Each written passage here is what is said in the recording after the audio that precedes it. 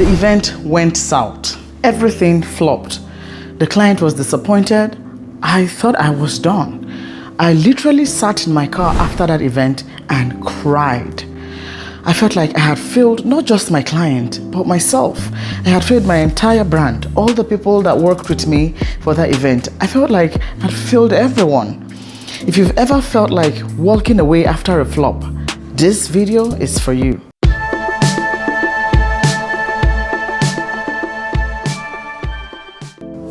Welcome to day 3 of Event Pro Real Talk. My name is Destiny, and in this series, we are unpacking the real unfiltered moments behind building a business. This is the side you don't always see online.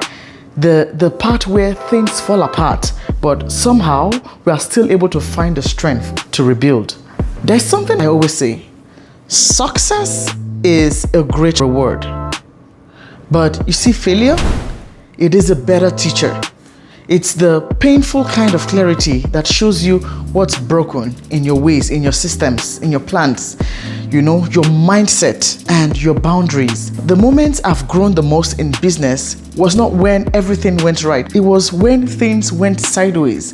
It was when I had to face hard truths. When I worry most is actually when I'm able to be more proactive, because not that worrying is good. However, if you're someone who sees good out of everything, the times when I worry about things is when I'm able to sit down, because I kind of want to find solution to my worry, my concerns, right? So you see, those days of failure are actually what's supposed to spur us to get better, to rebuild. Failure forces you to evaluate. It forces you to rebuild, and you come back stronger. I remember this one event. I had so much high hopes. I was so pumped. I was so ready. We planned for months, but the day came and things unraveled. The vendors were late. The client was panicking here and there. And honestly, I didn't even sleep the night before. I was, on top of my game, because I wanted everything, to come out perfect, just like we always do. I ended up absorbing even extra costs just to save face for this event. And still, I walked away with a poor review. It was terrible. I questioned everything. At the point, I even sat down and was like, maybe this is not for me. Is this how service business is? If it's like this, let me just call it quits, and let me just be doing my thing, my life, JJJ. Sometimes it feels like it's not worth it.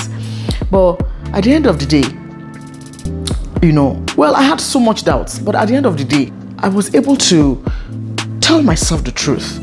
After all the tears, I told myself the truth.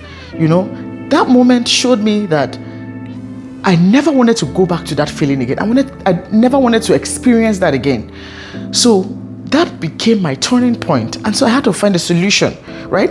And I feel like that's how the human mind has always been programmed. We are programmed to be kind of defensive, to kind of save.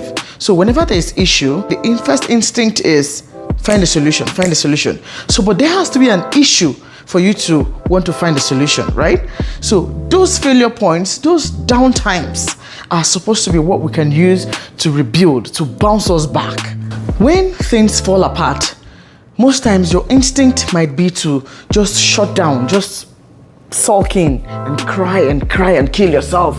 Or maybe just ghost your audience, just disappear.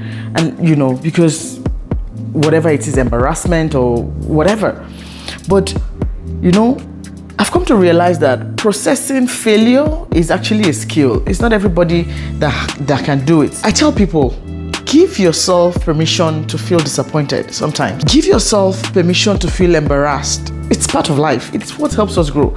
But also, while you're giving yourself that permission to feel disappointed, also give yourself a time frame. Journal your stress, journal your pain. Put together the steps you're taking. If you have to pray through the fog. If you have to worship to come out of it, I worship a lot. It helps me to stay in tune with my maker, because I know that he's the one who gives strength, who gives ability for everything that I have, right? Other times I talk to someone that I know that will not, let me spiral back and forth. Someone that understands me, mostly my mentor. right? And then when the dust settles, I look for the data inside the emotions.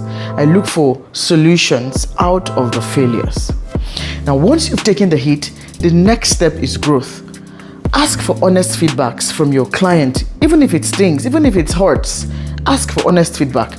Those that are willing to give you, those that want to see you grow, will give you. Then do a self-audit.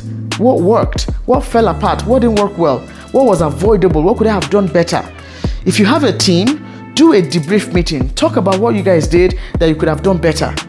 The goal is not to blame anybody. It's clarity. It's to understand where we can all grow better as a team. And, I run a post-event review after every major job, using this template that I built.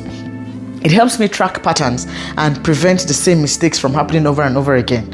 Because reflection is how failure becomes the fertilizer for success, right? So if you don't have a system for learning from failure, you will end up repeating it. That's why the Event Pro Toolkit includes post-review event sheets, feedback request templates, and reflection. This toolkit is not about being perfect. It's about being prepared. Structure turns breakdowns into blueprints.